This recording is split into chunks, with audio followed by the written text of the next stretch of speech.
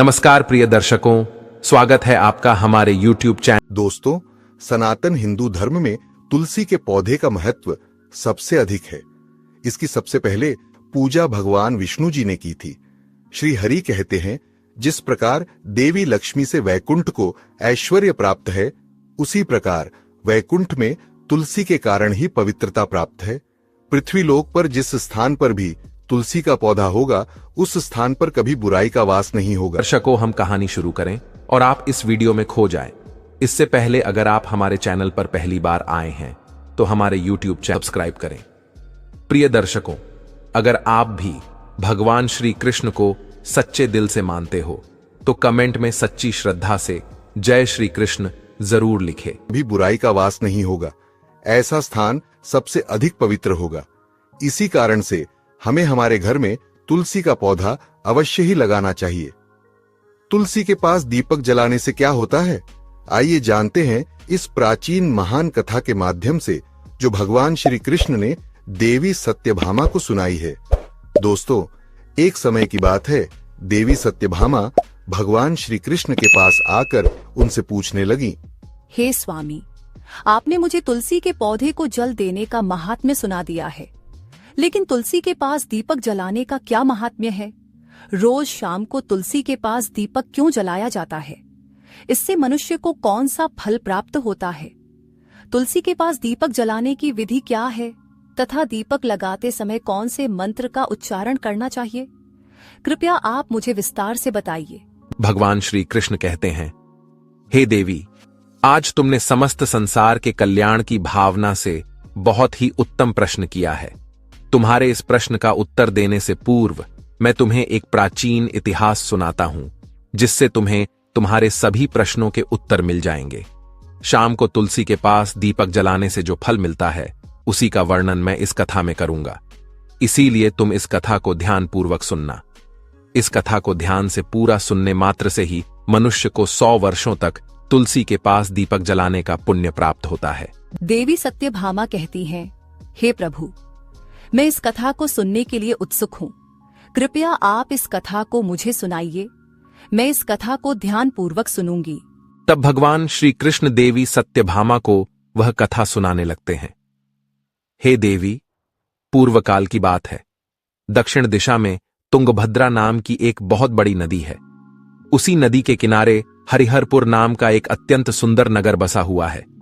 उसी नगर में हरि दीक्षित नाम के एक ब्राह्मण निवास करते थे। वे अत्यंत गुणवान, चरित्रवान, धर्म कार्य करने वाले तथा वेदों के मार्ग पर चलने वाले थे। उन्होंने समस्त शास्त्रों का अध्ययन किया हुआ था। उसी ब्राह्मण की एक पत्नी थी, जिसे लोग दुराचारा कहकर पुकारते थे, क्योंकि उसके कर्म ही उसके नाम के अनुसार थे।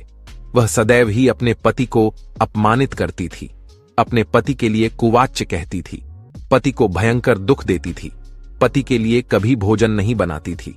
उसने अपने पति के साथ कभी शयन नहीं किया, कभी उसके साथ प्रेम से व्यवहार नहीं किया। पति के मित्र और परिवार के लोग घर पर आते तो वह स्त्री उनको अपमानित करके भगा देती थी और स्वयं काम भाव से उन्मत्त होकर निरंतर अन्य व्यभिचारिणी स्त्रियों के साथ घूमती रहती थी।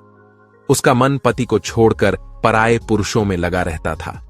उसने कभी अपने पति से प्रेम पूर्वक बात नहीं की, किंतु पराये सुंदर पुरुषों के संग बैठकर बातें करती थीं।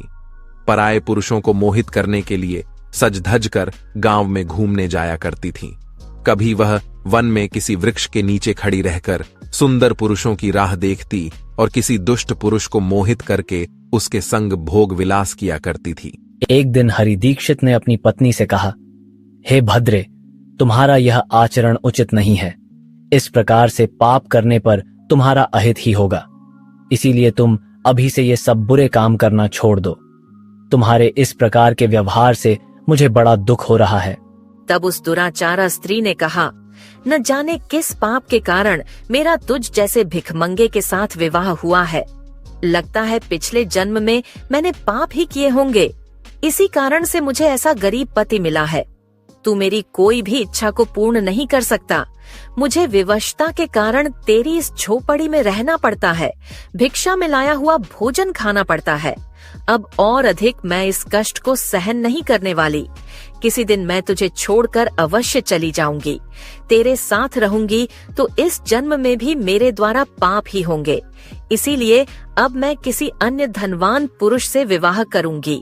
हरि दीक्षित ने अपनी पत्नी से कहा, हे प्रिय, तुम इस प्रकार के अपशब्द न कहो। इस प्रकार से अपने पति को त्यागने का विचार मन से छोड़ दो।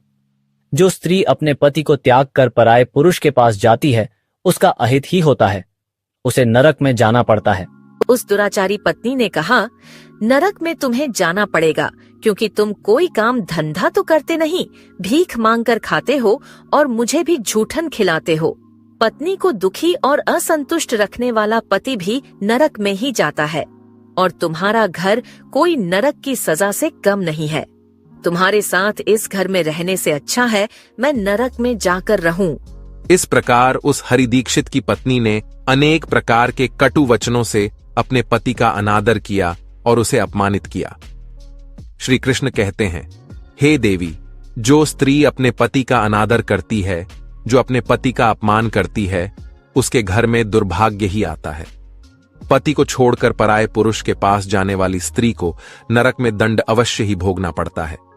अब आगे सुनो, उस दुराचार स्त्री के साथ क्या होता है। एक दिन वह दुराचारिणी स्त्री वन में जाकर एक वृक्ष के नीचे खड़ी हो गई।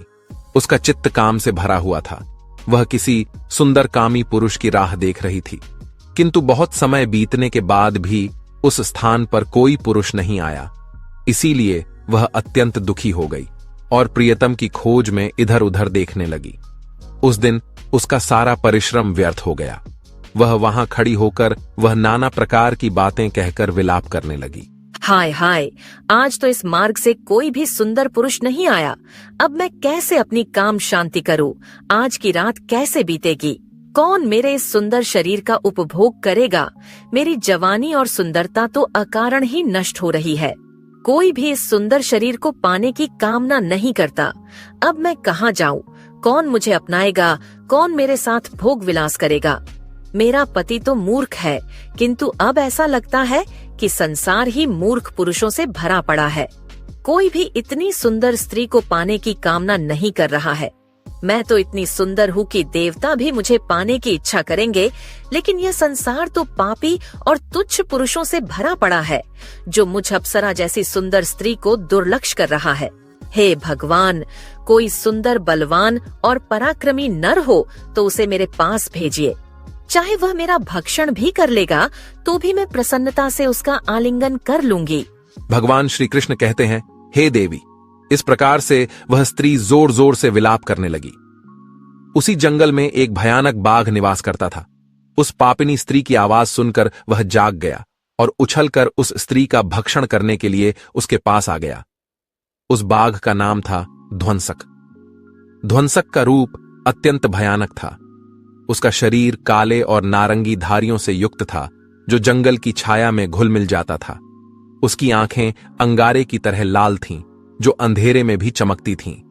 उसके जबड़े से लंबे तीक्ष्ण दांत बाहर निकले हुए थे, जो किसी भी जीव को चीरने के लिए पर्याप्त थे। उसकी गहरी गर्जना पूरे वन में गूंजती थी, जिससे आसपास के जीव कांप उठते थे।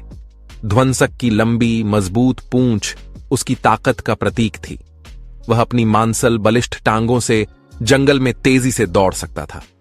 ध्वंसक का पूरा शरीर शक्तिशाली मांसपेशियों से भरा हुआ था, जिससे वह एक ही झपट्टे में अपने शिकार को धराशायी कर सकता था। उसकी नाक से बार बार गर्म सांसें निकलती, मानो वह हर पल अपने अगले शिकार की तलाश में हो। ध्वंसक का एकमात्र लक्ष्य उन पापी और दुराचारी लोगों का भक्षण करना था, जिन्हें उसकी नियति ने उसे सौंपा था। उस भयंकर बाघ को अपने सामने खड़ा हुआ देखकर उस स्त्री के पसीने छूटने लगे। वह भय से थरथर कांपने लगी। वह स्त्री कुछ करती, इतने में ही उस बाघ ने अपने पंजे से उसे घायल कर दिया और वह स्त्री जमीन पर गिर पड़ी। जमीन पर गिरते ही वह स्त्री चिल्लाते हुए बोली, अरे बाघ, तू किस लिए यहाँ पर आया है? मुझे क्यों मार रहा है? मैं यहाँ पर अपने प्रियतम को खोज रही थी।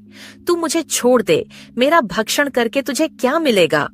उस स्त्री की यह बात सुनकर वह भयानक बाघ क्षण भर के लिए रुक गया और हंसते हुए बोला, हे दुष्टा, आज विधाता ने तुझे मेरा ग्रास नियुक्त किया है। तुझ जैसी पापिनी स्त्रियों का भक्षण करना ही मेरा काम है, तभी मुझे इस शरीर से मुक्ति मिलेगी। वह स्त्री कहने लगी, हे बाघ, तुम कौन हो? मुझे सच सच बताओ, तुम्हें किस कारण से बाघ होना पड़ा और तुम मुझ जैसी स्त्रियों का भक्षण क्यों करते हो? पहले मुझे सारी बात बताओ और फिर मेरा भक्षण करो। फिर ध्वंसक नाम का वह बाघ कहने लगा, हे पापिनी, मैं तुम्हें मेरे पूर्व जन्म का वृत्तांत सुनाता हूँ कि किस कारण से मुझे बाघ होना पड़ा। पूर्व काल में दक्षिण देश में अमलापहा नाम की एक पवित्र नदी बहती थी। उसी नदी के तट पर मुनिपर्णा नाम की एक नगरी बसी हुई थी। यह नगरी अपने सुंदर मंदिरों, शांत वातावरण और धार्मिक अनुष्ठानों के लिए प्रसिद्ध थी। वहां एक ब्राह्मण का परिवार निवास करता था। मैं उस परिवार में जन्मा था। मेरा नाम वेदानंद था। मेरे पिता एक आदर्श ब्राह्मण थे जो यज्ञ, हवन और धार्मिक अनुष्ठानों का पालन करते थे। उस बाघ ने आगे कहा, हे स्त्री, मैंने अपनी किशोरावस्था में वेदों का अध्ययन किया।